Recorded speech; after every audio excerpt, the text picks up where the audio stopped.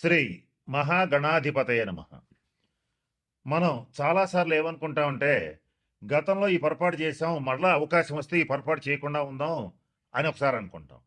అలాగే మనం గతంలో ఈ తప్పు చేశాము, ఈసారి కనుక అవకాశం వస్తే ఈ తప్పు చేయకుండా ఈ సరైన నిర్ణయం తీసుకుని మన జీవితాన్ని బ్రహ్మాండంగా ముందుకు తీసుకెళ్ళగలుగుతామని ఆశపడుతూ ఉంటాం.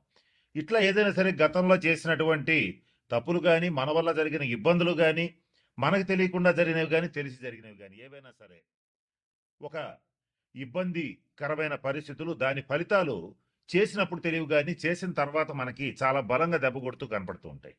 అటువంటి వాటి నుంచి తప్పించుకోవటానికి ఒక 136 రోజుల పాటు, అంటే జూలై 27, 2026 నుంచి డిసెంబర్ 10, 2026 వరకు శని వక్రించి ఈ 136 రోజుల పాటు మనం ఏదైతే చెయ్యాలనుకుని మిస్ అయిపోయామో గత 2.5 సంవత్సరాల్లో, అది మళ్ళీ చేసి సక్సెస్ సాధించడానికి, జరిగిన తప్పులు దిద్దుకోవడానికి, జరిగిన ఇబ్బందుల నుంచి బయటపడటానికి ఒక 4 రాసుల వాళ్ళకి మంచి రాజయోగం ఇస్తూ అవకాశం ఇస్తున్నటువంటి శని వక్రగ్రహ సంచారం ఏదైతే ఉందో, ఈ 4 రాసుల వాళ్ళని ఏ రకమైనటువంటి నిర్ణయాలు తీసుకుంటే, ఏ తప్పులు సరిచేసుకుంటే ఎలా ముందుకెళ్ళొచ్చు అనేటువంటి అంశం గురించి జ్యోతిశాస్త్ర పరంగా కొన్ని సూచనలు, సలహాలు ఇప్పుడు నేను మీకు తెలియచేయడానికి ప్రయత్నం చేస్తాను. తర్వాత రాశి వాళ్ళు కర్కాటక రాశి వాళ్ళు. వీళ్ళకి ఏం జరుగుతుందంటే, ఆరోగ్య విషయంలో చాలా జాగ్రత్తగా ఉండండి. మీ ఆరోగ్య విషయంలో జాగ్రత్తగా ఉండండి. మీ జీవిత భాగస్వామి ఆరోగ్య విషయంలో కూడా చాలా జాగ్రత్తగా ఉండండి. అలాగే పొరపాటును కూడా కర్కాటక రాశి వాళ్ళు అనవసరమైన వాగ్వివాదాల జోలికి, కొట్లాటల జోలికి, గొడవల జోలికి, కోర్టు కేసుల జోలికి వెళ్ళవద్దు. ఈ 136 రోజులు మీకు అనుకూలంగా లేదు. ఈ 136 రోజుల్లో కర్కాటక రాశి వాళ్ళు ఎవరైతే గొడవలు, కొట్లాట్లకి దిగుతూ ఉంటారో వాళ్ళు మాత్రం ఖచ్చితంగా పోలీస్ స్టేషన్స్కి వెళ్లాల్సి వస్తుంది. అలాగే కొంచెం ఈ కోర్టు కేసులు అవ్వటం ఇవన్నీ జరిగే ఛాన్సెస్ ఉంటాయి. కాబట్టి పొరపాటును కూడా అటువంటి వాగ్వివాదాల జోలికి పోవద్దు. జీవిత భాగస్వామి ఆరోగ్య విషయంలో చాలా జాగ్రత్తగా ఉండండి. అలాగే ఆర్థికపరమైన విషయాల్లో డబ్బులు ఖర్చు పెట్టేటప్పుడు ఎమోషన్స్ కాకుండా కొంచెం క్యాలిక్యులేషన్స్కి అవకాశం ఇవ్వండి. ఇప్పుడు మీరు ఎప్పుడు ఖర్చు పెట్టినా సరే ఎమోషనల్గా మీరు అనుకున్నది అనుకున్నట్టుగా చేసేసుకుంటూ, నా మైండ్ నాకు ఎమోషన్స్ ఇట్లా లీడ్ చేస్తున్నాయి కాబట్టి నేను ఇలా చేసేస్తానని చేసేసి ఆర్థికంగా తప్పుడు నిర్ణయాలు తీసుకుని చాలా దెబ్బతింటారు. పైగా మీకు ఎవరు చెప్పినా నచ్చదు, వినరు, విన్నట్టుగా నటిస్తారు. అలా వద్దు. అలా కాకుండా ఆర్థిక పరమైన నిర్ణయాలు తీసుకునేటప్పుడు చాలా జాగ్రత్తగా తీసుకోండి. తీసుకోకపోతే అప్పులు పాలవుతారు. జాగ్రత్త. అలాగే స్పెక్యులేషన్స్ ఇటువంటివి చేసేటువంటి వాళ్ళు, స్టాక్ మార్కెట్స్లో పెట్టుబడులు పెట్టేటువంటి వాళ్ళు బల్క్గా పెట్టడం, ఇది గ్యారంటీగా పెరుగుతుంది స్టాక్ అని చెప్పి పెట్టేసేయడం, ఇట్లాంటివి చేయొద్దు. అలాగే రాజకీయ నాయకులు కూడా అనవసరమైనటువంటి స్టేట్మెంట్స్ ఇవ్వద్దు. కర్కాటక రాశి రాజకీయ నాయకులు కానీ, వృషభ రాశి రాజకీయ నాయకులు కానీ, మీన రాశి రాజకీయ నాయకులు కానీ ఎవరైనా సరే అన్నెసరీ స్టేట్మెంట్స్ ఇస్తే మాత్రం పీకల్లో ఇరుక్కుపోతారు. కాబట్టి ఆ పనులు చేయవద్దు. ఇకంటే వృద్ధులు, వికలాంగులు ఎవరన్నా ఉంటే వాళ్ళకి సహాయం చేయండి.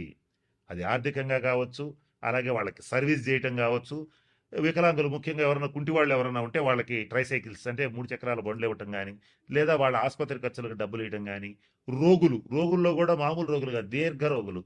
కొన్ని దీర్ఘ రోగులకి, తరుణ రోగులకి తేడా ఏంటంటే, తరుణ వ్యాధులు అంటే అప్పుడు వచ్చి అప్పుడే వారం 10 రోజుల్లో తగ్గిపోతాయి. దీర్ఘ రోగులు అంటే నెలలో, సంవత్సరాల తరబడి వాళ్ళు రోగిష్టి వాళ్ళనే ఉంటారు. వాళ్ళకి సేవ చేయండి. ఇంకా కుదిరితే ఈ 6 రాసుల వాళ్ళు ఎవరైనా రక్తదానం చేసే అలవాటు ఉంటే చెయ్యండి, అది మీకు మంచిది. ఇక ఇంకా ఎవరైనా సరే ఈ 6 రాసుల్లో శనీశ్వరుడికి సంబంధించి మంచి ఫలితాలు పొందాలంటే ప్రభుత్వ ఆసుపత్రులకు వెళ్ళి అక్కడ ఉన్నటువంటి రోగులకి కావాల్సిన మెడిసిన్స్ ఇప్పించడం కానీ, ఏదైనా పళ్ళు ఇవ్వటం కానీ అవకాశం ఉంటే చేయండి.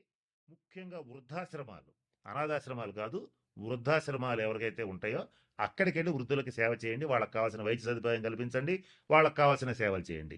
శని గ్రహం అనేటువంటి వృద్ధుల్ని సూచిస్తుంది, నల్లటి వాళ్ళని సూచిస్తుంది, కుంటి వాళ్ళని సూచిస్తుంది. అలాగే నలుపుకి సంబంధించినటువంటి విషయాలు, నూనెలకు సంబంధించిన విషయాలు, పత్తికి సంబంధించిన విషయాలు సూచిస్తుంది. ఈ 6 రాసుల్లో ఇటువంటి వాటికి సంబంధించి వృత్తి వ్యాపారాలు చేసేటువంటి వాళ్ళు చాలా జాగ్రత్తగా ఉండాలి. వీళ్ళకి తగిన నిర్ణయాలు తీసుకోవాలి, తగిన శాంతి పరిహార క్రియలు పాటించాలి. ఇలా చేస్తే ఖచ్చితంగా మంచి ఫలితాలు ఉంటాయి.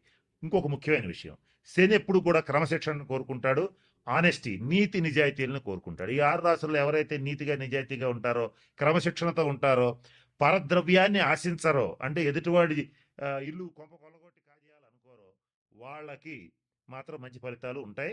ఏదైతే నేను చెప్పినట్టుగా ఎవరో ఒకళ్ళ ఆస్తి కలుపుకుందాం, ఏదో ఒక రకంగా వాడి ఆస్తి వాడిని బెదరగొట్టో, భయపెట్టో లేదా ప్రలోభాలకు గురి చేస్తో లాక్కుందాం అనేటువంటి వాళ్ళు గానీ, తీవ్రంగా మద్యపానం చేసేటువంటి వాళ్ళు గానీ, అలాగే నిషేధిత ప్రదేశాలు అంటే జూద గృహాలు, వ్యభిచార గృహాలు ఇటువంటి వాటి దగ్గరికి వెళ్ళేటువంటి వాళ్ళు గానీ, వాళ్ళని మాత్రం ఈ 136 రోజులు కర్మకారకుడైనటువంటి శనీశ్వరుడు ఖచ్చితంగా ఇబ్బందులు పెడతాడు. కాబట్టి వాటి జోలికి ఖచ్చితంగా పోవద్దు. ఈ 136 రోజులు అసలు పోవద్దు. కనుక నేను చెప్పినటువంటి విషయాలు గమనంలో పెట్టుకోండి. జాగ్రత్తలు పాటించండి. మన ఛానల్లోనే ఇంకా పరిహారాలు ఇస్తాను మీకు. షార్ట్స్ రూపంలో కూడా ఇస్తాను. వాటిని పాటించి ఈ 136 రోజులు మీకు అత్యంత అనుకూలంగా మార్చుకోవచ్చు. నేను చెప్తూ వీడియో మొదట్లో మాట చెప్పాను. వక్రీ బలి అన్నాను. వక్రించిన గ్రహం మరింత బలంగా పనిచేస్తుంది. ఆ బలంగా పనిచేసేటప్పుడు దాన్ని పాజిటివ్‌గా, నెగెటివ్‌గా మార్చుకోవటం మీ చేతుల్లో ఉంటుంది. కాబట్టి నేను చెప్పిన అన్ని సూచనలు పాటించి అందరూ 12 రాసుల వాళ్ళు శనీశ్వరుడు యొక్క శుభ ఫలితాలు పొందాలని మనస్ఫూర్తిగా ఆశిస్తూ ఆ పరమేశ్వరుడిని ప్రార్థిస్తూ సెలవు తీసుకుంటున్నాను. స్వస్తి.